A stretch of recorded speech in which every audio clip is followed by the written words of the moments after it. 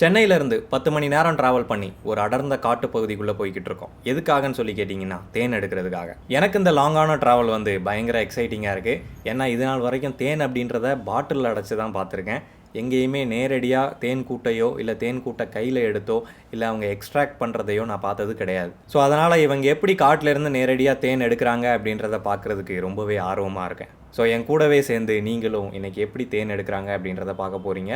And எவ்வளவு quantity தேன் எடுக்கிறோம், என்ன வகையான தேன் எடுக்கிறோம் அப்படின்றதையும் உங்களுக்கு காட்டுறேன். என் தலைவன் சிங்க வந்துட்டான்டா.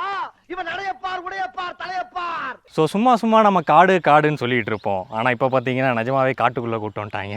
எதுக்குன்னு கேட்டிங்கன்னா, நம்ம தேன் எடுக்க போகிறோம். காடுன்னவொன்னே நிறைய பேர் வந்து கமெண்ட் செக்ஷனில் வந்து புலம்ப ஆரம்பிச்சிருவீங்க. என்னடா காட்டுக்குள்ளெலாம் போகிற அப்படின்னு சொல்லிட்டு என்னை பிடிச்சி செயினில் போடணும் அப்படின்ற மாதிரிலாம் பேசுவீங்க. பட் இது வந்து ரிசர்வ்டு ஃபாரஸ்ட் கிடையாது. இது வந்து ஒரு ப்ரைவேட் லேண்டு. அங்கே சைடில் பார்த்தீங்கன்னாலே தெரியும், வீடு எல்லாமே இருக்குது. ஸோ இது கொஞ்சம் காட்டுக்குள்ளே தான், பட் அதே சமயத்தில் ஒரு ப்ரைவேட் லேண்டில் தான் நம்ம இன்றைக்கி வந்து தேன் எக்ஸ்ட்ராக்ட் பண்ண போகிறோம். ஸோ பின்னாடி பார்த்தீங்கன்னா ஒரு மரம் இருக்குது. இந்த மரத்தில் தான் தேன் கூடு இருக்குது. ஸோ அதை எடுக்கிறதுக்காக நம்ம கூட வந்து மிஸ்டர் மாதவன் இருக்கார். அண்ணா எப்படி இருக்கீங்க? நல்லா இருக்கீங்களா? ஸோ இவங்க தான் வந்து நமக்கு இன்றைக்கி தேனை எடுத்து அதை பிழிஞ்சு எப்படி வந்து எடுக்க போகிறாங்க அண்ட் எவ்வளோ குவான்டிட்டி தேனை வந்து எடுக்க போகிறாங்க அப்படின்றத இந்த வீடியோவில் டீட்டெயிலாக பார்க்க போகிறோம். அண்ணன் வந்து இப்போ மரத்தில் ஏற ஆரம்பிச்சிட்டாப்ல. எந்த விதமான சேஃப்டி கேட்ஜெட்ஸும் கிடையாது. அப்படியே ஒரு கிளையை பிடிச்சாரு, ஸ்வங்கினி ஏறிட்டாரு. எங்க தலைக்கு எவ்வளவு தில்லு பத்தியா? அண்ட் அவர் வெட்டுறது வந்து சைடில் இருக்கக்கூடிய கிளைகளை மட்டும்தான் வெட்டி விடுறாரு. இவங்க நேரடியாக தேன் கூட்டில் கத்தியை வந்து பயன்படுத்த மாட்டாங்க.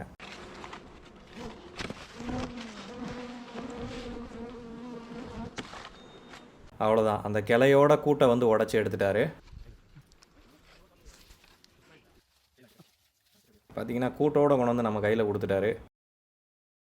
1-2 தேனி வேறு அதில் சுற்றிக்கிட்டு இருக்கு. ஸோ இது வந்து பார்த்தீங்கன்னா கொம்பு தேன் அப்படின்னு சொல்லி சொல்கிறாங்க.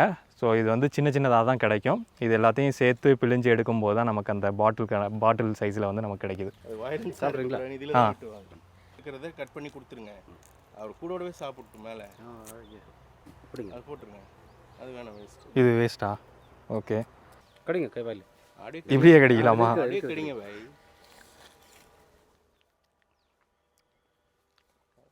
பா, செமையாக இருக்குங்க. ஸோ ஒரு மரத்துலேருந்து டேரெக்டாக தேன் கூட்டை எடுத்து அப்படியே கடித்து தேனை சாப்பிட்றோம். இந்த எக்ஸ்பீரியன்ஸ்லாம் நிஜமாக எல்லாத்துக்கும் கிடைக்காது. உங்களுக்கு பார்க்குறதுக்கு வீடாக தெரியலாம், பட் அவ்வளோ டேஸ்ட்டாக இருக்குது. ரியலி சூப்பராக இருக்குங்க. ஸோ இது வந்து தேன் கூட்டோட கீழ்ப்பகுதி. இது பார்த்திங்கன்னா ராயல் ஜெல்லி அப்படின்னு சொல்லி சொல்கிறாங்க. இதை பிதுக்கும் போது பால் மாதிரி வரும். அண்ட் உள்ளுக்க பார்த்திங்கன்னா அப்படியே ஒயிட் கலரில் இருக்குது. ஸோ இதை சாப்பிட்டு பார்க்கலாம்.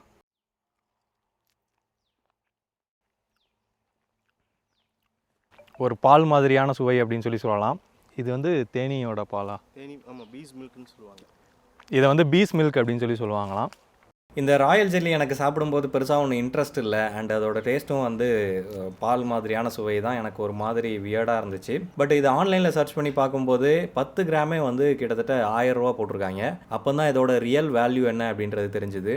ஸோ இதை ப்ராப்பராக பதப்படுத்தி பவுடராக மாற்றி விற்றோம் அப்படின்னா இதோட வேல்யூ வந்து ரொம்ப அதிகம். ஸோ நம்ம பையிங் ஃபேக்ட் சேனலில் ஒரு வீடியோ போட்டிருப்போம். அதாவது காடுகள்லேருந்து டேரெக்டாக எடுத்து தேன் அப்படின்னு சொல்லிட்டு அதில் நிறைய பேர் கேள்விகள் வந்து எழுப்பியிருந்தீங்க. நீ பார்த்த அது எப்படிப்பா உனக்கு தெரியும், நீ காட்டில் போய் நேரடியாக தேன் எடுத்தியா அப்படின்ற மாதிரிலாம் கேள்வி எழுப்பியிருந்தீங்க.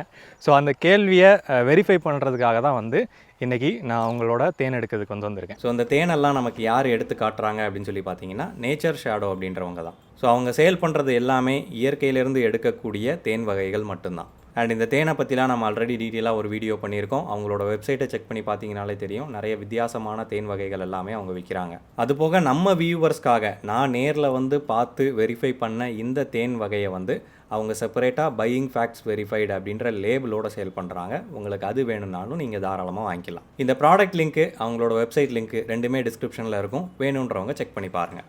இந்த மாதிரி இயற்கையாக எடுக்கக்கூடிய தேனில் உள்ள இன்ட்ரெஸ்டிங்கான விஷயம் என்னென்னா, அந்த தேனீக்கள் வந்து அதை சுற்றி அந்த லோக்கல் ஏரியாவில் இருக்கக்கூடிய பூக்கள்லேருந்து தான் நெக்டரை எடுக்கும் அப்படின்றதுனால ஒவ்வொரு இடத்த பொறுத்தும் இந்த தேனோட டேஸ்ட் வந்து மாறுபடும். இந்த இடத்த சுற்றியே வந்து பார்த்திங்கன்னா வித்தியாசமான பூக்களை வந்து நம்மளால் பார்க்க முடியுது. இந்த பூக்கள்லேருந்து தான் அது நெக்டரை கலெக்ட் பண்ணோம். அப்படி கலெக்ட் பண்ணும்போது அந்த பூக்களோட மகரந்தத்தையும் சேர்த்து கலெக்ட் பண்ணோம். அப்போ இந்த இடத்துலேருந்து கிடைக்கக்கூடிய தேன் வந்து ஒரு வித்தியாசமான ஒரு தேன் வெரைட்டியை வந்து உருவாக்குது. அதுதான் இந்த நேச்சரோட யூனிக்னஸ்ஸே. ஸோ இப்போ பார்த்தீங்கன்னா இன்னொரு இடத்துக்கு வந்திருக்கோம். ஸோ இந்த மரத்தில் வந்து எக்கச்சக்கமான கூடு இருக்குது அப்படின்னு சொல்கிறாங்க. பட் இதை வந்து இந்த டைமில் எடுக்க முடியாது, வெளிச்சம் இருக்கும்போது எடுக்க முடியாது, நைட் டைமில் தான் எடுக்க முடியும். அப்போ தான் வந்து அந்த தேனீக்கள் ரொம்ப வந்து கடிக்காது அப்படின்ற மாதிரி சொல்கிறாங்க. ஸோ அந்த மரத்தை பார்க்குறதுக்கு தான் இப்போ போய்கிட்டு இருக்கோம். அண்டு நம்ம அப்படியே போகிற வழியில் அந்த தொட்டாச்சினிங்கி செடியையும் பார்க்குறதுக்கு கிடச்சிது. பார்த்தீங்கன்னா தொட்டோம் அப்படின்னா உடனே சுருங்கிக்குது. நான் தான் பியர் கிரில்ஸ் பேசுகிறேன். பிரிட்டிஷ் ராணுவ படையில நான் பணியாற்றி இருக்கேன். இப்போ நம்ம அடர்ந்த காட்டில் தான் இருக்கோம். காலில் பார்த்தீங்கன்னா பயங்கரமாக எறும்புலாம் கடிச்சிருச்சு.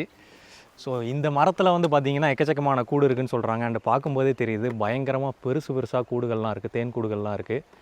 ஸோ அதை நான் க்ளோஸ்அப்பில் காமிக்கிறேன் பாருங்கள். அப்பா, இந்த மரத்தில் பாருங்களேன் எவ்வளோ கூடு இருக்குன்னு. எல்லாமே பெருசாக இருக்குது.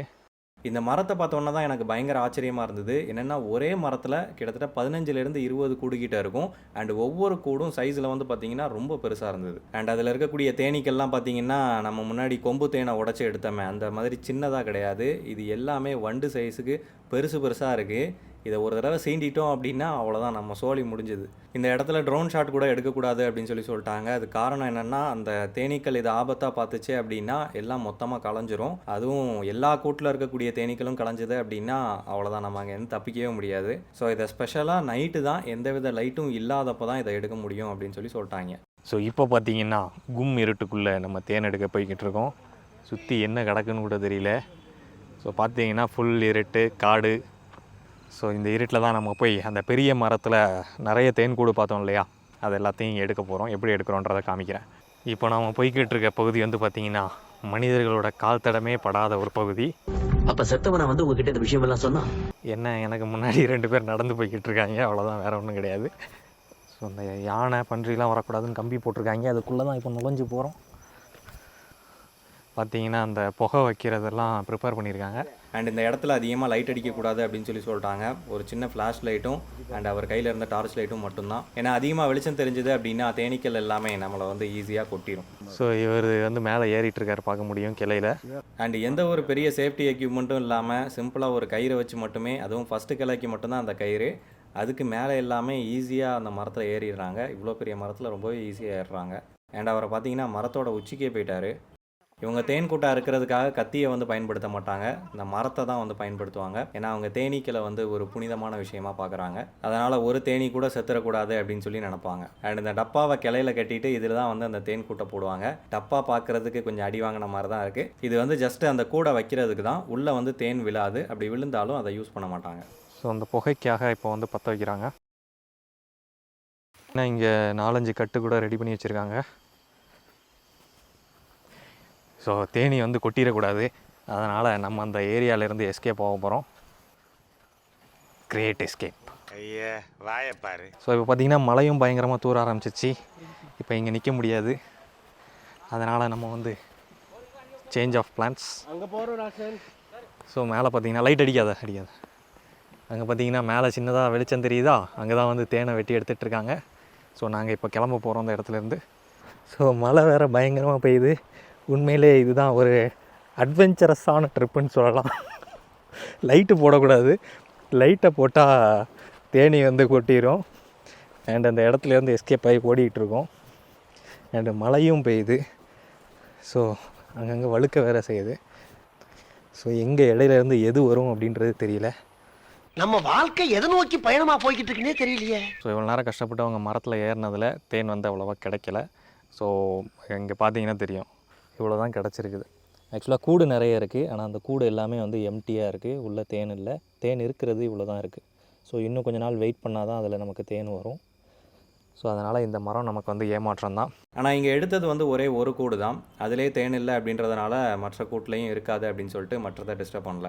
அண்ட் இந்த தேனீக்களோட சைஸை பார்த்தீங்கன்னா தெரியும் எவ்வளோ பெருசாக இருக்குன்னு சொல்லிட்டு.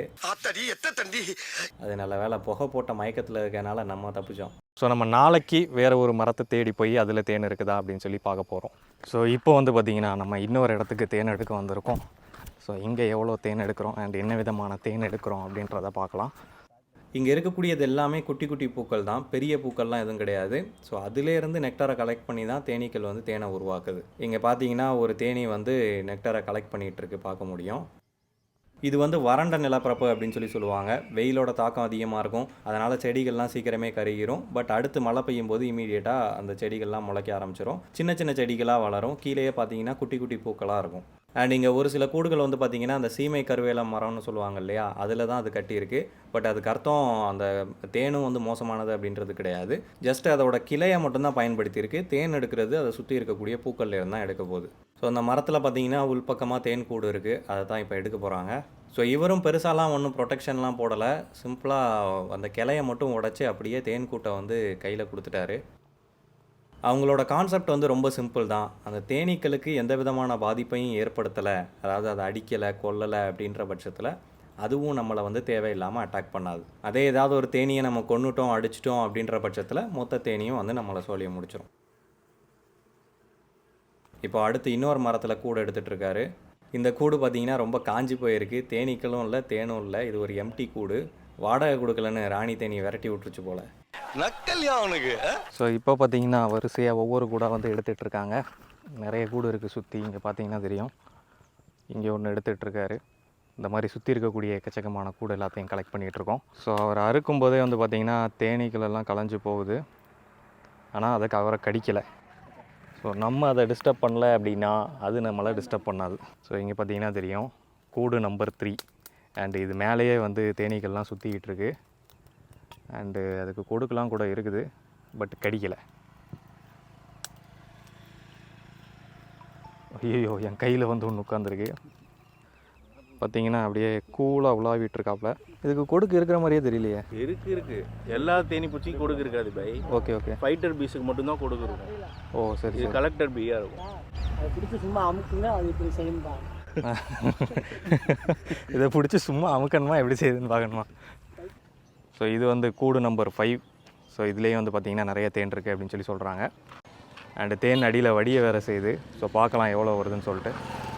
அந்த தேனுக்கு தேனு என்ன வித்தியாசம்னு கேட்டிங்களே, சாப்பிட்டு பாருங்கள். போதும்.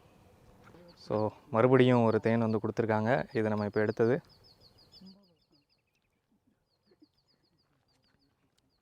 சூப்பராக இருக்குது, பட் கொஞ்சம் டேஸ்ட்டு வித்தியாசமாக இருக்குது.